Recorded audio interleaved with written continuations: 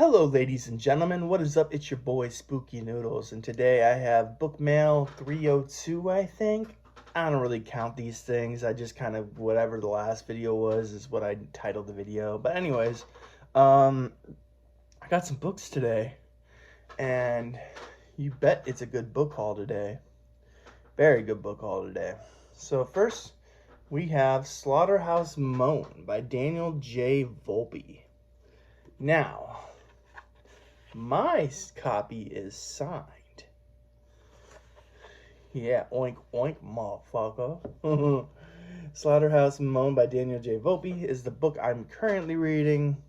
I can actually give you my own synopsis. I don't feel like reading this whole thing. Hopefully I'm not giving that away too much. But basically, it's about this little girl who's being raised by a hoe bag of a mother. And then this group of people come in to the farm, which the hoe bag mother lives on. And they spend the day in a house or in a cottage on the farm or whatever. And meanwhile, the little girl is thinking about doing something she shouldn't be doing. That's all I'll say. All I'll say. Because I feel like I'm going to give away too much if I say any more. So, yeah, it's got like Leatherface vibes to it, you know? I really like it so far. And I'm really enjoying every page. I'm listening to the audiobook.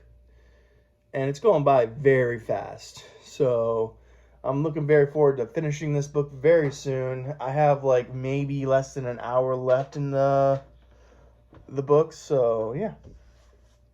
John Nathan's A Boy Possessed. Now I believe this is like the Sixth Sense, but I could be wrong. Let me read what the back is about. The life of Jamie Cruz, a single father, begins to crumble when his 11-year-old son, Casey, begins to exhibit signs of mental illness. At first, he turns to a doctor for help. To his dismay, Casey's behavior inexplicably worsens as the boy becomes more aggressive, more violent. When Casey's actions begin to challenge the laws of nature, their once peaceful home becomes a house of imaginable terror. Jamie is forced to question everything he knows. He tackles every possibility, psychological and supernatural, and enlists the aid of doctors, a parapsychologist, and a priest to help him save his son. But what are they fighting? And is it too late to save Casey? A boy possessed. Dun, dun, dun. Yeah, John Nathan is a great author. There's nothing much more to say than that. John Nathan is, I've read, I want to say 3 books by him maybe this year. I've read The Harbinger of Vengeance. I've read Our Dead Girlfriend and Bad Appetites. And there might have been one more, but I can't recall at the moment. But those 3 books I read this year, all 5 stars. Across the board, 5 stars. It's just crazy how John Nathan does it every single time. Anyways, 15 Eyes by Tyler Downs. Now, obviously, I did not read that title off the front cover because there is no typography on the front cover. But there are 15 eyeballs. So let me read the back for you guys. Solomon Northcutt enjoys the simple things in life. A nice sweater vest, trivia night with his coworkers, and using the eyeballs of the deceased to transcribe horrific deaths for his boss's reading pleasure. Tag along with our happy-go-lucky tour guide, Solomon, during a typical day in the office as he cracks open the fresh batch of 15 sordid tales. There'll be all sorts of fun stuff inside. Astrology cults, bodily theft, cowboys, a whole ton of ants, cosmic gods the size of skyscrapers, religious pilgrimages, a traveling guitarist who grants wishes, desert cannibals, people floating away on balloons, a trip to heaven, mental hellscapes, the end of the world, a puppet made from decaying body parts and household appliances. Oh, and maybe a werewolf. Dress code, business casual, just try to keep the murder to a minimum. 15 eyes. Now, I'm going to say this real quick.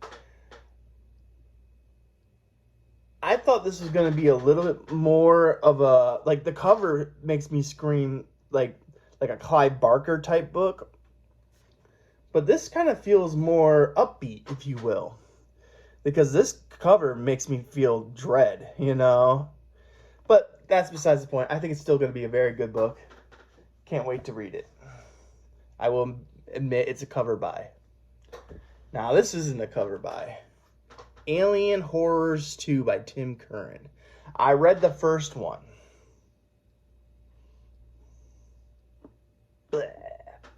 The first one was amazing. Like, incredible. It has my favorite short story of all time in the first one. And that's Migration. Migration scared or terrified me. It was one of those reads where I could visibly hear the chittering of insects.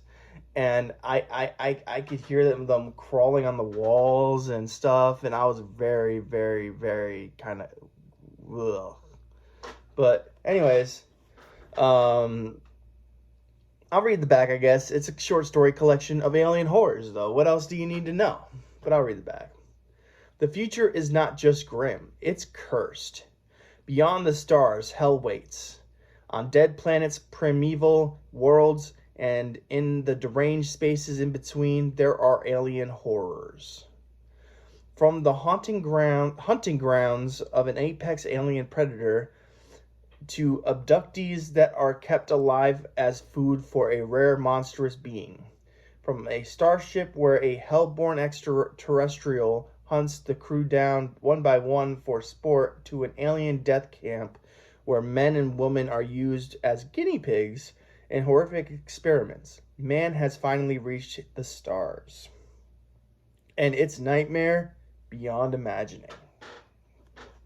Now, let me just take a minute to just shout out the cover artist, whoever that is, for an amazing job on this cover. Now, I'm not going to lie. I don't know what's growing on that tree, but those look like brains to me. Or chewed bubble gum.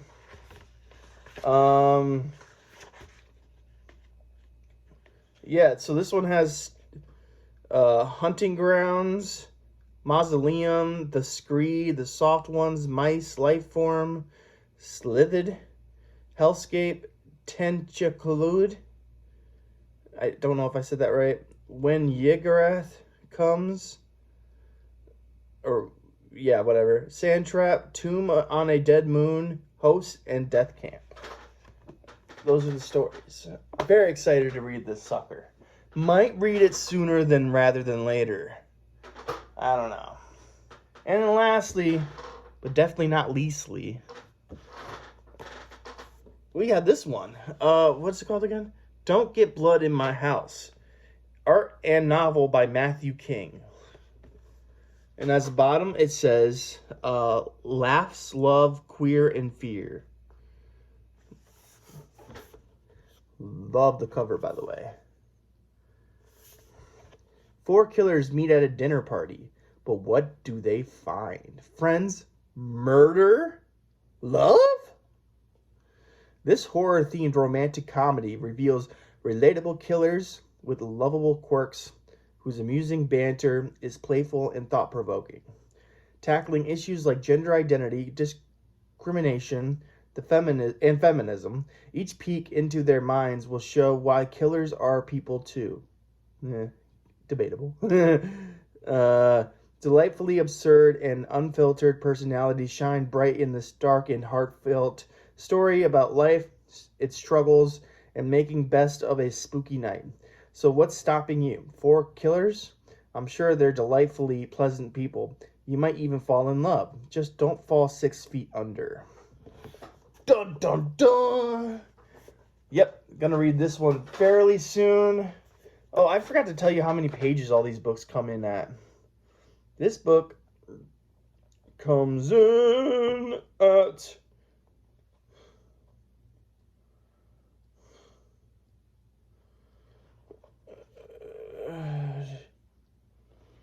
I think this book comes in at 269 pages. Nice. And yeah, I'm gonna be reading this one fairly soon too.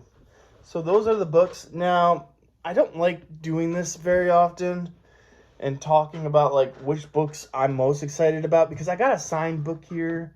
So obviously that kind of takes front to everything here, because obviously my favorite book in this batch is Slaughterhouse Moan, because it's signed by Daniel J. Volpe, who was one of the first authors I got to interact with online. So I'm very happy to have this book that I'm actually currently reading. So far, if I were to give this a score, I'm going to give it 4 stars as where I'm at currently. I'm like 80% through the book, and I'm going to give it 4 stars so far. But the ending could blow me away and give it a 5-star read. I'm just saving that 1 star for the ending, you know? So, yeah. But out of all the other books, all 4 of these books that I talked about, 15 Eyes by Tyler Downs, A Boy Possessed by John Nathan, Alien Horrors 2 by Tim Curran, and Don't Get Blood in My House by Matthew King. It's a tough one to say which one I think is going to be the best book out of this bunch.